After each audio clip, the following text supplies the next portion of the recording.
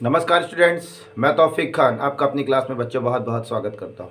बच्चों, board paper में एक अक्सर प्रश्न पूछा जाता है, फिनॉल अल्कोहल से अधिक अम्लीय है क्यों? तो देखिए, उसका उत्तर है फिनॉल अल्कोहल से अधिक अम्लीय होते हैं क्योंकि जो फिनॉल का संयुग्मी क्षारक है वो अनुनाद के द्वारा स्थायी हो जाता है, इसीलिए फिनॉल अधिक अम्लीय है अल्कोहल से। बच्चों, अब हम लोग आज अपनी इस क्लास पर देखेंगे फिनॉल के रासायनिक गुण।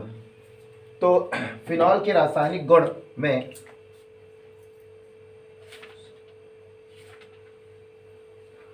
हम लोग आज पहला पढ़ेंगे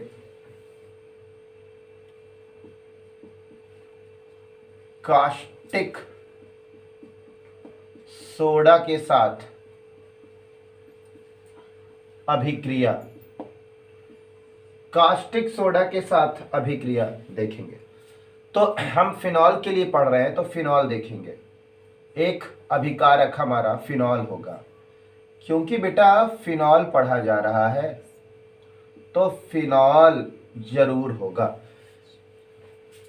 इस फिनॉल की अभिक्रिया कास्टिक सोडा यानी कि NaOH के साथ आप करेंगे। बेटा ये क्षार है माइनस और प्लस, और क्षार को संतुष्ट करेगा अम्ल। अम्ल आप यहाँ पर इस बॉन्ड को तोड़कर निकालेंगे, ये माइनस और ये प्लस, ये वाला प्लस H प्लस अम्लीय व्यवहार कर रहा है जो कि इस क्षार के साथ जुड़कर H2O में बदल जाएगा तथा Na पॉजिटिव इस O नेगेटिव आयन पर जुड़ जाएगा। इसको बच्चों हम लोग बोलते हैं सोडियम फिनॉक्साइड। Sodium phenoxide. तो देखिए, कास्टिक सोडा के साथ अभिक्रिया में आप क्या बोलेंगे?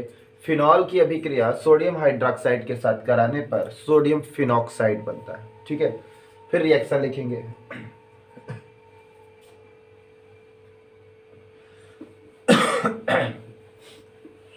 चलिए, अब अगला रासायनिक गुण देखेंगे।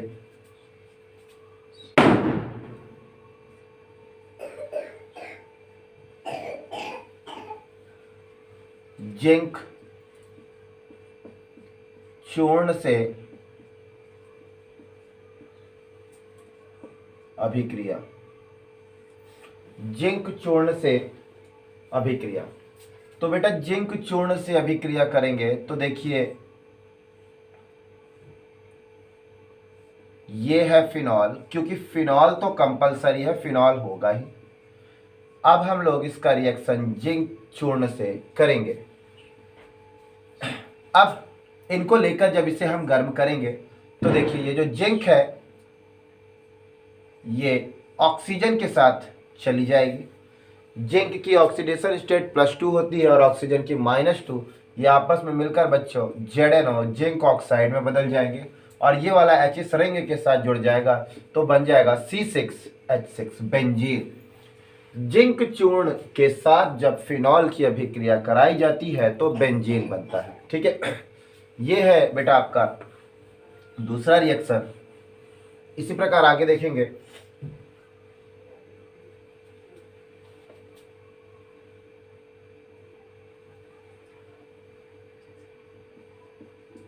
फास्फोरस क्लोराइड से अभिक्रिया। फास्फोरस क्लोराइड से अभिक्रिया। तो देखिए, फास्फोरस क्लोराइड से अभिक्रिया ये है आपका फिनॉल। फास्फोरस क्लोराइड यानी फास्फोरस क्लोराइड यानी फास्फोरस के साथ क्लोरीन जुड़ेगा तो फास्फोरस की ऑक्सीडेशन स्टेट +3 और +5 दोनों होती है। यदि +3 है तो PCl3 और +5 है तो PCl5। पहले मैं PCl5 के साथ रिएक्शन दिखाता हूँ। PCl5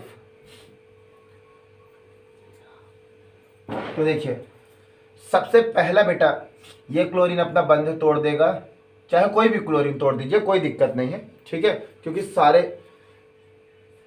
क्लोरीन उसी प्रकृति में फास्फोरस से जुड़े हुए हैं। तो मैंने इसको तोड़ा तो ये हाइड्रोजन के साथ तुरंत चला जाएगा और बना लेगा HCl। अब बेटा क्या होगा, एक और क्लोरीन अपना बंध तोड़ेगा और बंध तोड़ने के बाद ये वाला जो ऑक्सीजन है इस कार्बन के साथ अपना बॉन्ड तोड़ देगा, तो ये वाला ऑक्सीजन फ्री हो जाएगा, एक तो पहले से टूट चुका है, और ये ऑक्सीजन इसके साथ भी तोड़ देगा, तो ये वाला जो क्लोरीन है वो यहाँ जुड़ जाएगा और ये वाला वो इसके साथ जुड़ जाएगा। तो देखिए 3 क्लोरीन तो हैं, 1 2 3, बाकी ये दोनों निकल चुके हैं। P डबल बॉन्ड O, ये वाला O आकर उसके साथ डबल बॉन्ड बना लिया, Cl और ये Cl, POCl3 फास्फोरिल क्लोराइड। अब ये वाला जो क्लोरीन है इसके साथ आकर जुड़ गया, तो Cl क्लोरोबेंजीन। तो क्या लिखेंगे, फास्फोरस पेंटाक्लोराइड के साथ जब हम फिनॉल की अभिक्रिया करते हैं तो क्लोरोबेंजीन तथा फास्फोरिल क्लोराइड बनता है।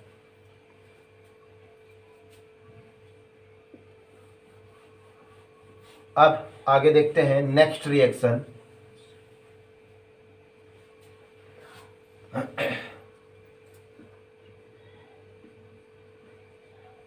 एसिलीकरण, एसिलीकरण देखते हैं, एसिलीकरण कैसे करते हैं, ठीक है। तो देखिए एसिलीकरण के लिए आप फिनॉल लेंगे, फिनॉल, और इस फिनॉल की अभिक्रिया एसिटिक एनहाइड्राइड के साथ करेंगे। Acetic anhydride CH3C double bond O C double bond O CH3, ये होता है एसिटिक एनहाइड्राइड का फार्मूला। CH3CO का होल ट्वाइस O, और ये मैंने उसका स्ट्रक्चर बना दिया एसिटिक एनहाइड्राइड का।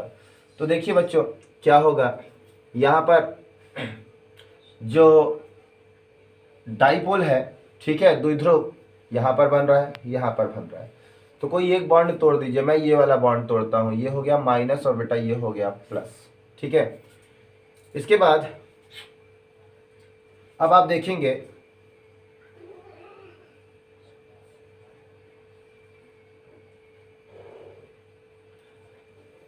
ये वाला बॉन्ड, इसको ये तोड़ दीजिए, माइनस और ये प्लस, ये वाला जो प्लस है इधर आकर जुड़ जाएगा, तो बनेगा CH3, C एक O और एक ये O पर माइनस है, ये प्लस के साथ जुड़ जाएगा, C डबल OH एसिटिक अम्ल।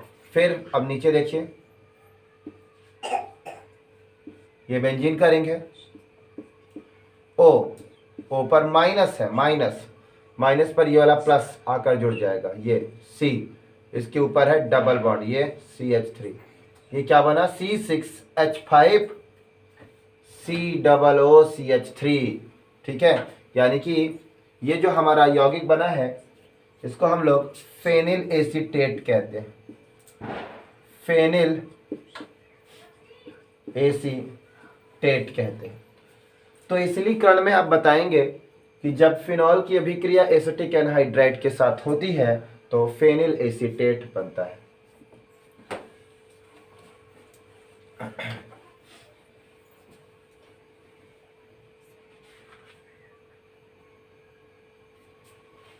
अब देखिए मेथिल अल्कोहल से अभिक्रिया, मेथिल अल्कोहल से अभिक्रिया, मेथिल अल्कोहल से अभिक्रिया। तो देखिए C6H5OH, मेथिल अल्कोहल का फार्मूला होता है CH3OH, ये ठीक है। तो देखिए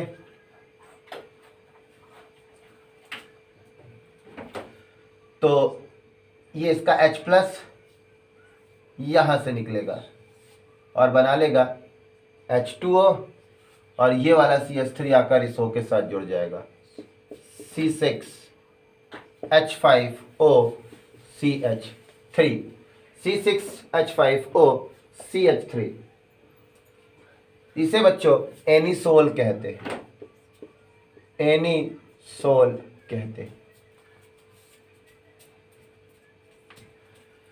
देखिए, जब फिनॉल की अभिक्रिया मेथिल अल्कोहल के साथ किया जाता है तो एनिसोल बनता है। ठीक है, इसको मेथिल फेनिल ईथर भी बोलते हैं।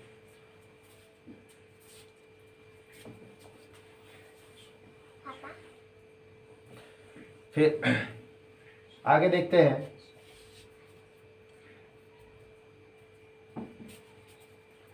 नाइट्रिक अम्ल।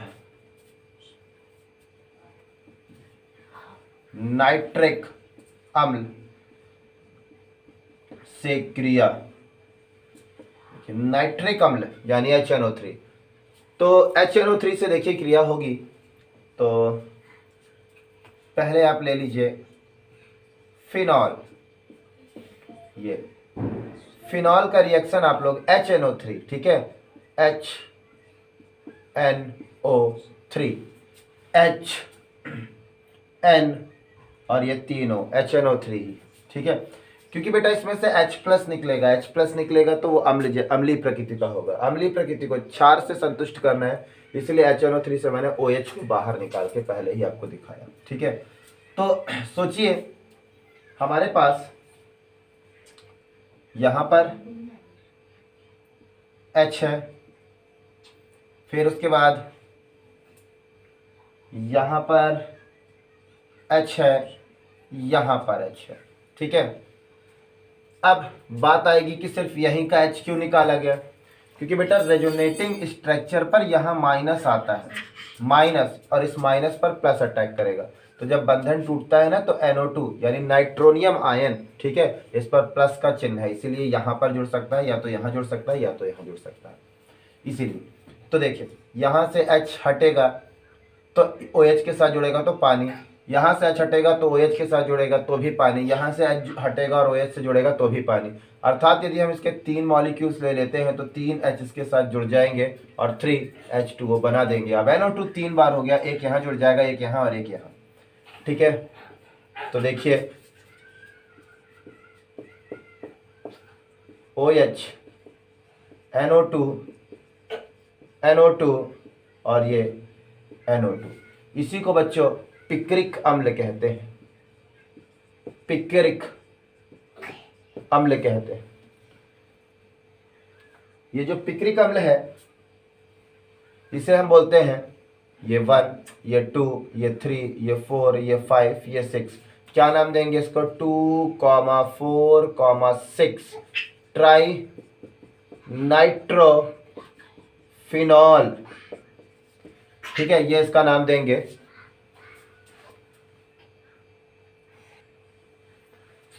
तो देखिए ये पिक्रिक अम्ल, ये जो पिक्रिक अम्ल होता है बच्चों, ये स्वाद में बहुत ही कड़वा होता है तथा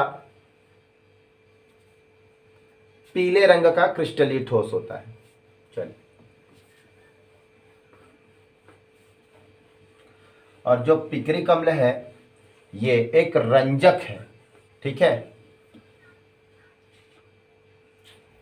अब देखते हैं फ्रीडल क्राफ्ट, अगला रिएक्शन फ्रीडल क्राफ्ट अभिक्रिया।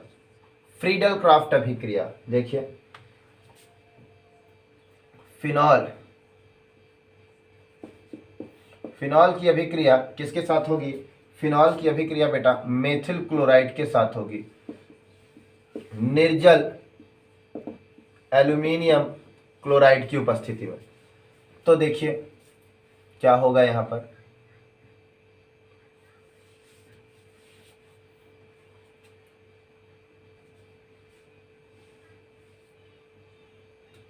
ठीक है, तो देखें इसके बीच में बंधन टूट जाएगा, और बंधन टूटेगा तो क्लोरीन पर माइनस आएगा और इस पर प्लस आएगा।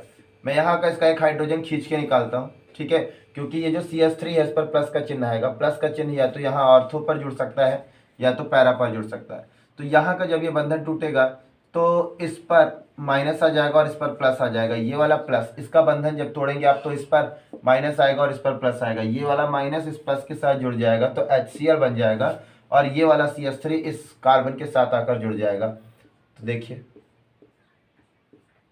ये OCH 3, ठीक है। इसे पी यानी पैरा क्रिसाल,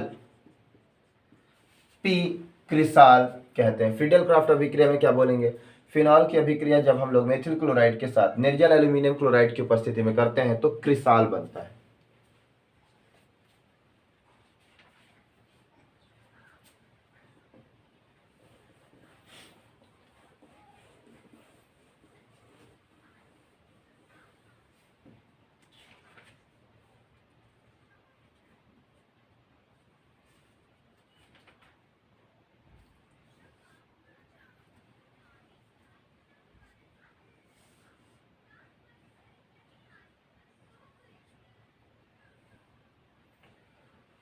अब देखते हैं अगला रिएक्शन,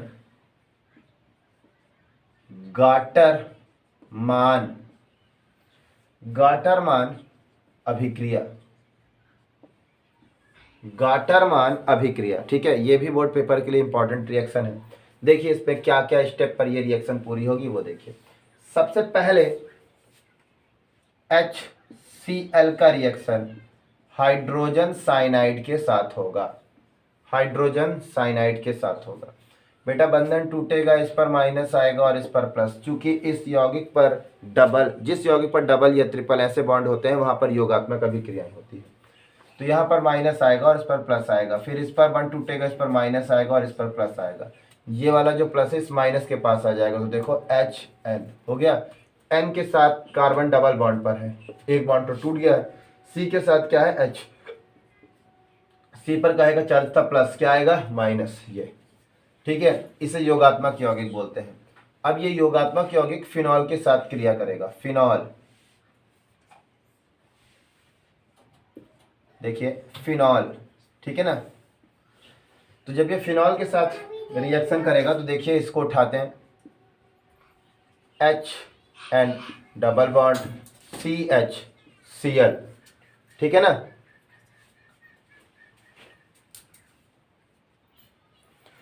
तो देखिए अब ये माध्यमिक यौगिक फिनॉल के साथ क्रिया करेगा। तो बेटा मैं यहाँ का एक H खींच के आपको बाहर निकालता हूँ। ये वाला जो H है इस क्लोरीन के साथ आकर जुड़ जाएगा तो बन गया HCl।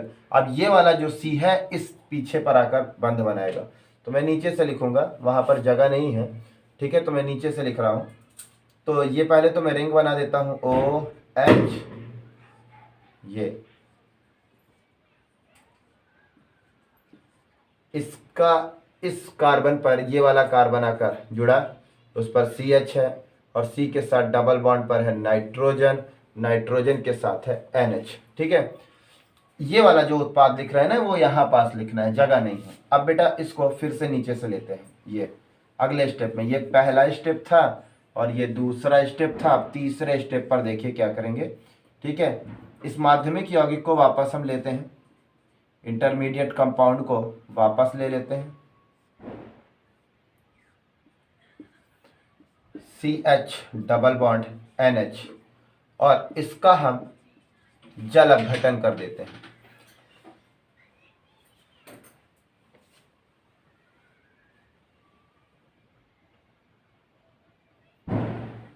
ठीक है, इसका जल अपघटन कर देते हैं। तो ये जो हिस्सा है ये इसके साथ निकल जाएगा तो बन जाएगा NH3 और ये वाला O इस कार्बन के साथ आकर जुड़ जाएगा। तो देखें OH,